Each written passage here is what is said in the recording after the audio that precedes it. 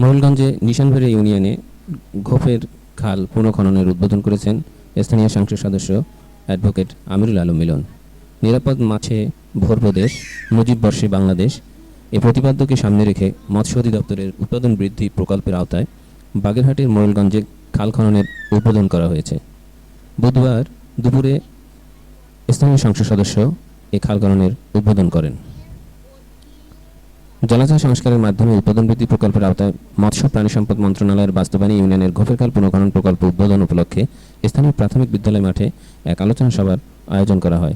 উপজেলা নির্বাহী অফিসার মোহাম্মদ দিলওয়ার হোসেনের সভাপতিত্বে অনুষ্ঠিত সভায় বিশেষ অতিথি ছিলেন উপজেলা vice chairman Mozammel Haque Mozam, UP chairman Abdur Rahim Bachchu, বিনা প্রতিদ্বন্দ্বিতায় নির্বাচিত চেয়ারম্যান সাইফুল ইসলাম, ইউনিয়ন আওয়ামী লীগ সভাপতি অধ্যাপক হাফিজুর রহমান। সভায় শুভেচ্ছা বক্তব্য রাখেন সিনিয়র উপজেলা মৎস্য অফিসার বিনয় কৃষ্ণ রায়।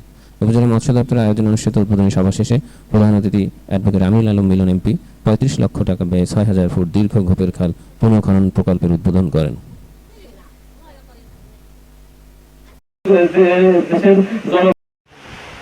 কৃষি বান্ধব সরকার, উন্নয়ন বান্ধব সরকার, বঙ্গবন্ধু